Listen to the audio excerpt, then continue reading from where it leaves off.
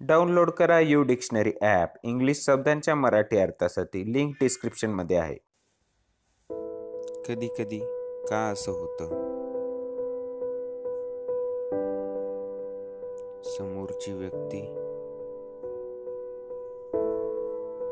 आपल्याला धोका देत असते, पण तरीही आपण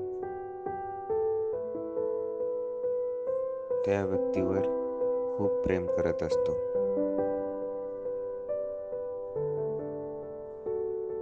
कारण आपल्याला